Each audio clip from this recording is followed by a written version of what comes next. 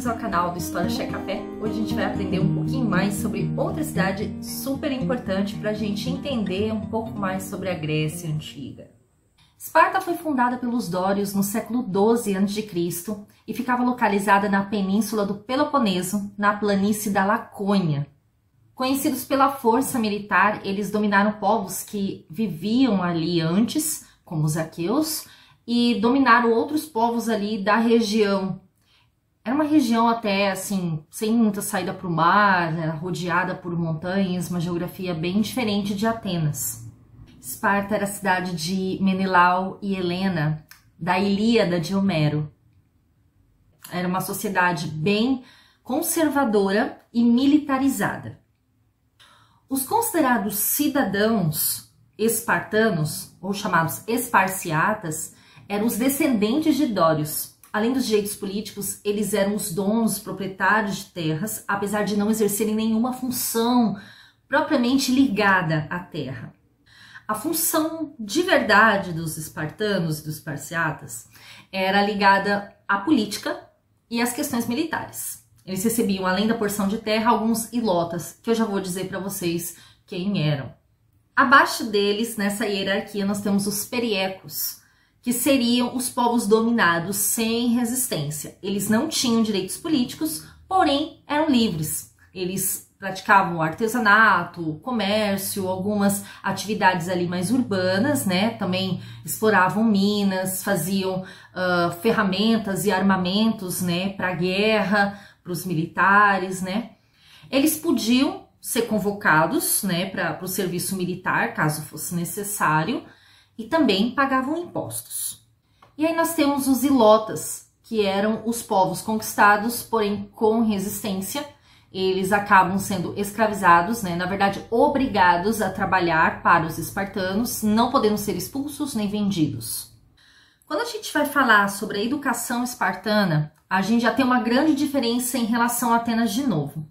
Se em Atenas era priorizada a questão intelectual, já em Esparta a questão era militar, né? Então a questão física, de trabalhar o corpo, a mente, era prioridade em relação a trabalhar o intelectual. Quando uma criança nascia, ela era entregue aos guardiões do Estado, os éforos, que avaliavam se a criança estava apta ou inapta. Isso quer dizer o quê? Apta para o futuro serviço militar e defesa de Esparta. Ou seja, ela deveria não ter nenhuma deficiência que eles pudessem notar ali, né, a olho nu. Caso eles verificassem que a criança não era sadia ou ela apresentava alguma deficiência, ela era sacrificada. Caso contrário, ela era entregue à família de volta, que ficava com ela até os 7 anos de idade, quando voltava para os braços do Estado. A educação espartana, ela começava com o aprendizado de leitura, escrita, canto, né, os cantos de guerra. E aí, aos 12 anos, iniciava-se um treinamento super rigoroso, bem rigoroso mesmo, onde eles lutavam, eles treinavam, brincavam, dormiam, faziam tudo juntos, né, as crianças da mesma faixa etária. As rivalidades eram estimuladas para que eles mostrassem virtudes espartanas, como a coragem, a audácia, né? E a liderança também. E eles eram, assim, educados a não falar muito, a obedecer acima de tudo. Ah, uma curiosidade. Quando a gente fala assim que uma pessoa tinha um tom lacônico, uma pessoa lacônica, a gente se refere à planície da Lacônia, né? Onde pessoas que falam pouco, pessoas de poucas palavras. Aos 18 anos, eles já estavam preparados para suportar tanto a dor, a fome, o frio e o calor. Os mais sérios e corajosos eram escolhidos para liderarem as tropas e auxiliarem também na educação dos menores. Eles permaneciam nos quartéis até os 30 anos de idade e a partir dessa idade eles podiam casar, né, com uma mulher espartana que estaria pronta para gerar filhos saudáveis. E essa disposição ao serviço militar durava até os 60 anos de idade. Era uma união tão grande desses guerreiros que mesmo após o casamento era comum que eles jantassem e dormissem com os companheiros de guerra.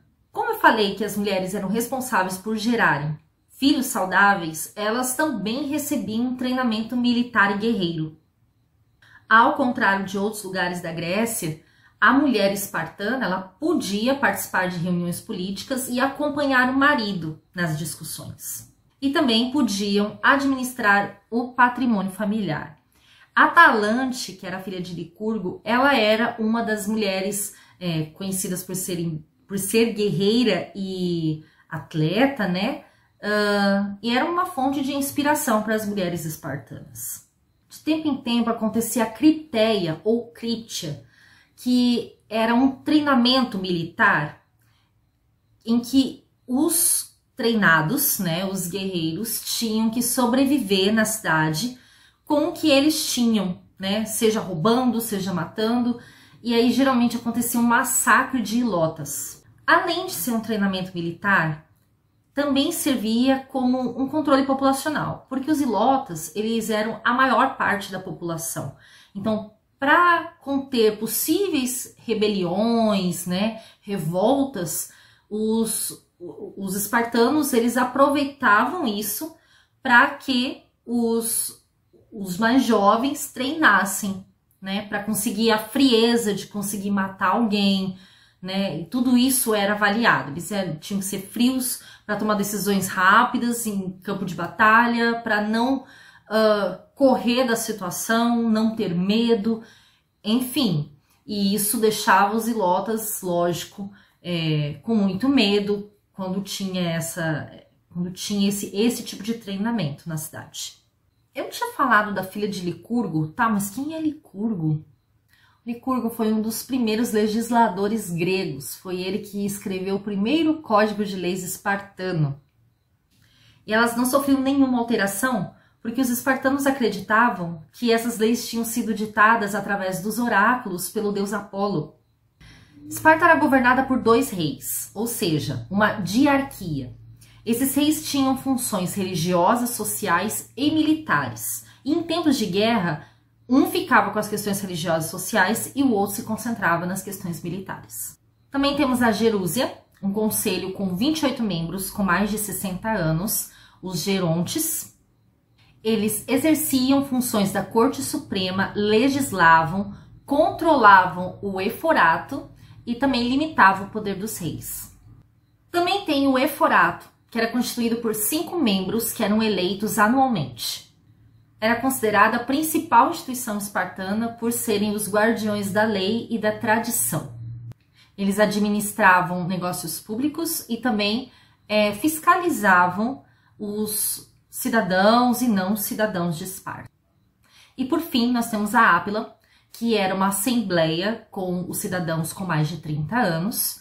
Eles votavam tanto quem seria geronte, quanto quem seria o éforo, e também as decisões, né, votavam nas leis, tudo com salva de palmas, né, e era bem comum que algumas questões fossem votadas por unanimidade. Nem discussão era comum ter, ao contrário de Atenas. A gente não pode esquecer também de falar dos oráculos, que eram lugares sagrados onde as pessoas iam para se consultar com sacerdotisas virgens, chamadas pitonisas ou pítias, né? E na Grécia tinham vários oráculos. Um dos oráculos mais famosos é o oráculo de Delfos, né? Que era consagrado ao deus Apolo e fica na cidade de Delfos, que é uma cidade que tem vários sítios arqueológicos, né? Ainda está sendo fonte de pesquisas. Quando a gente fala de Esparta, esse é um vídeo curto, então eu não vou me alongar muito, mas há várias reflexões que a gente pode fazer. Por exemplo, sobre a política eugenista espartana, sobre a questão da exposição à violência desde criança, né? Sobre a questão da obediência e também da insensibilidade. Existem muitas outras reflexões que a gente pode fazer em respeito, né, em relação a Esparta. E vocês podem deixar aqui nos comentários, né, quem sabe vira um outro vídeo, ou então eu volto a fazer um vídeo sobre Esparta e a gente fala um pouco mais, né, desenrola mais, mas eu quis colocar um pouco mais objetivamente como é que era Esparta, né? E eu espero que vocês tenham gostado, que vocês se inscrevam no canal, deixa o joinha para me ajudar aqui. E é isso, pessoal. Vou deixar um abraço para vocês, até a próxima.